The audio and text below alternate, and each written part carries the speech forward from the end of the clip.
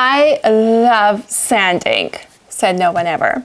Well, I'm sure there's someone out there who loves to sand, and if you're one of them, let me know. And the truth is that I don't dread sanding as much as I used to anymore. I think the main reason for that is that I now understand some of the basics of how things work in terms of sanding. So that helps me do things the right way and get the best results possible, as well as get things done faster. So we are going to dive into all of those details, and I'm going to take you right from the very beginning to the point where you can simply pop in a bunch of tunes in your ears and get to sanding and not dread sanding as much anymore. The one essential tool for sanding is sandpaper. Now, sandpaper can be paper bagged or plastic bagged, and it's essentially these abrasive particles that are glued to it. And these particles rub against the surface of the wood and cut the wood fibers and cause what is called sanding. Now, sandpaper is not really made of sand. These particles are abrasive particles that are specifically manufactured for the purpose of sanding. Now, you can use sandpaper as is, or wrap it around a block, or use a power sander, and all of them have their own specific uses, and we will get into all of those details in just a little bit. But first, let's talk about sandpaper grit, because understanding grits is extremely important to getting a good result with your sanding. Now, sandpaper is available in various grits, and the grit size basically specifies the size of the abrasive particle that is on the sandpaper. And if you really want a definition, the grit size is the number of particles that can fit through a filter of 1 square inches. So the larger the grit size, the larger of number of particles that can fit. That means that the particles are smaller.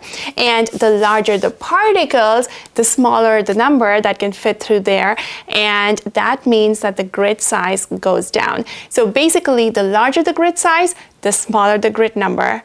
And smaller the particle size, the larger the grit number. So this here is a 60 grit sandpaper, and you can actually see how coarse the abrasive particles are. On the other hand, this is a 320 grit sandpaper, and you can see the difference in the size of the particles on this paper. So 60 grit, 80 grit, anything under 80 is considered coarse and helps in rapid removal of material. So it's great for removing defects or non-uniformities. And then you have 120, 150 grit, which are considered medium grits, which are great for removing defects from the previous steps and to remove old finish or varnish. And then 180 grit and 220 grit are considered fine, which are great for getting ready for the finish. And higher than that, you have what are called very fine grits, which are great for sanding finishes between coats. And anything over 400 grit is extra fine, ultra fine, etc. And they are great for polishing.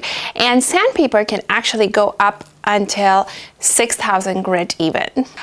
All right, let's talk sanders. Now, there are many types of power sanders out there, and they all have their own applications.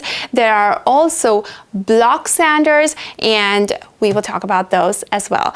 But first up, let's talk about a random orbital sander. Now, a random orbital sander is a power sander that essentially moves in random overlapping circles. So it's not moving round and round. And if it's used the right way, it can give you a really smooth finish. Now, it does have a sanding pad that accepts these sanding sheets specifically made for this with a Velcro hook and loop. Now, there are many random orbital sanders in the market, but I highly recommend you look for something with variable speed. Variable speed makes a huge difference in the type of finish you get and how fast you can sand.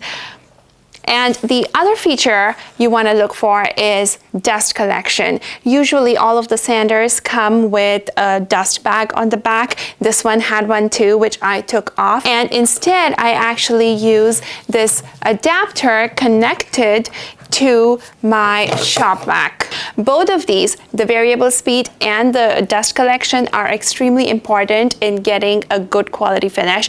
We'll talk more about that later. But this sander is something I've had for over 7 years and it's still going strong. And if you're in the market for a sander, I highly recommend this. Now, one of the keys to getting a good quality finish is to use a good quality sandpaper. And these SandKnit sanding sheets are some of my favorites. They last really long, and you can actually wash them off and reuse them for at least a few more times. So that's always a bonus. The random orbital sander is one of the 5 power tools that I highly recommend you start with when you are just starting out woodworking. And I have a full guide on beginner woodworking tools that you can download with the link in the description below. Let's talk sanding blocks. Sanding blocks are great for hand sanding, for getting that quick finish, and they're really perfect for the final finishing stages. They're usually available as reusable sanding blocks where you can simply attach your sanding sheets, or there's also these sanding sponges that are great to go over edges and curves. And this one here is one of my new favorites. It's got a hard side and a soft side, so you can use it with both plain flat surfaces as well as edges and corners. And they accept these sheets that are also the SandKnit sheets, which can be washed and reused. Now, before we actually start sanding, let's talk about safety. Sanding is a process of creating sawdust, and sawdust is carcinogenic, so you do not want to be inhaling it. So the first most important part of being safe is to protect your airways. Dust masks work, but I highly recommend using a respirator for the best protection. Also, with all the sawdust flying around, it's going to go into your eye, so you want to make sure you have some eye protection. And sanders are not quiet. They are pretty loud. Plus, if you are doing it the right way, you probably have a dust collection hooked up.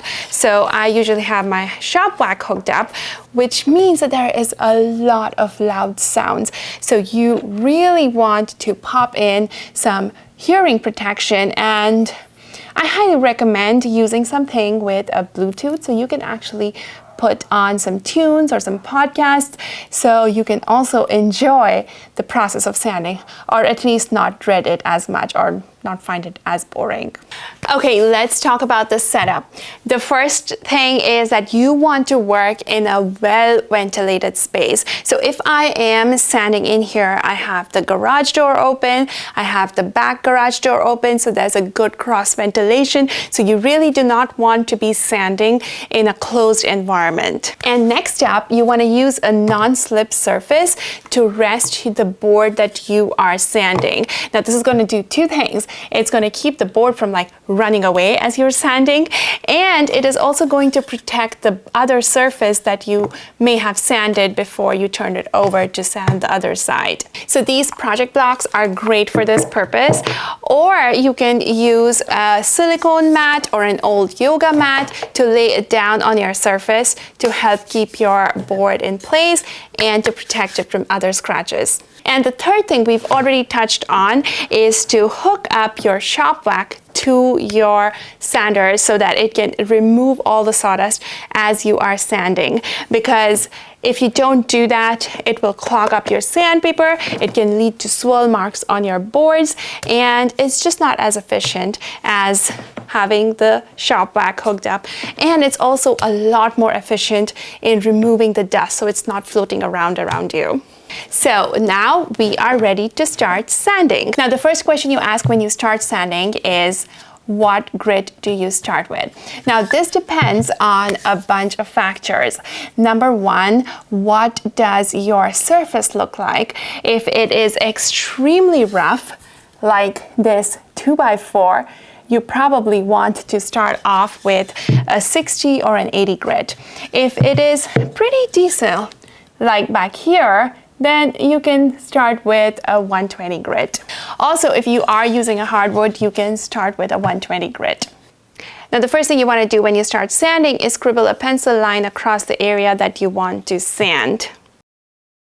Now, this board is pretty rough, especially in this area. So we are going to get started with an 80 grit, and I'm going to go ahead and load it in the random orbital sander. Now, what I'm using here is a sand net. So this is just a net, and I don't have to worry about aligning the holes with the holes in the sander. However, if you are using a sheet like this, you want to make sure that these holes are aligned with the holes on the pad of the sander.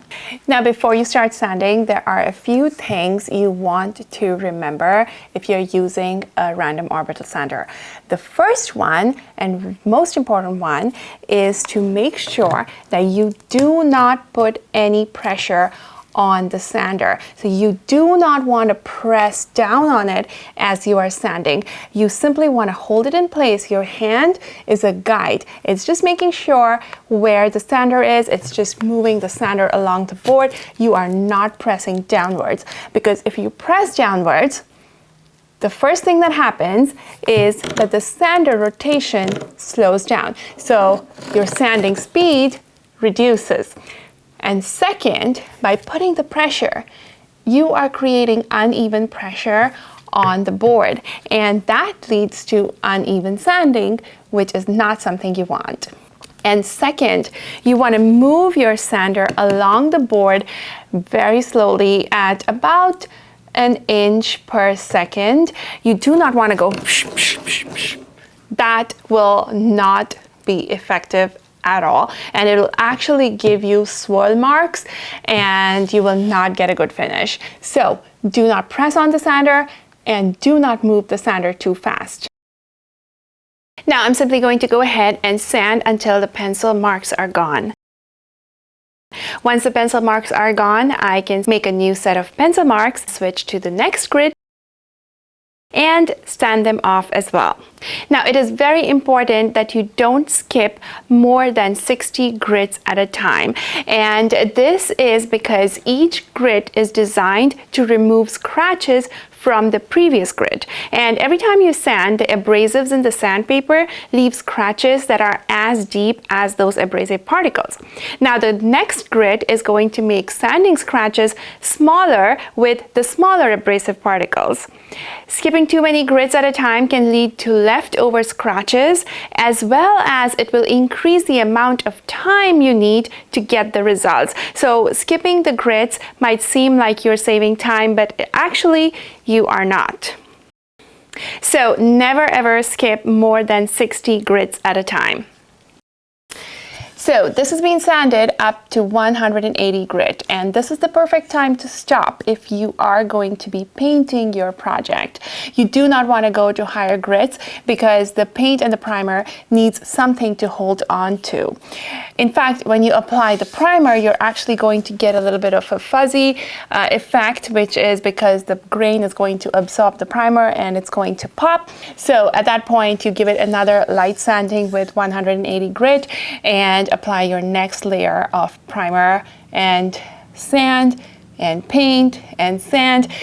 You've got to sand between every coat, and that will give you the perfect finish. Now, if you are going to be staining, going up to 220 grit is a great idea. So we are going to go ahead and sand this one more time with 220 grit, and I'm going to show you the difference it makes with stain.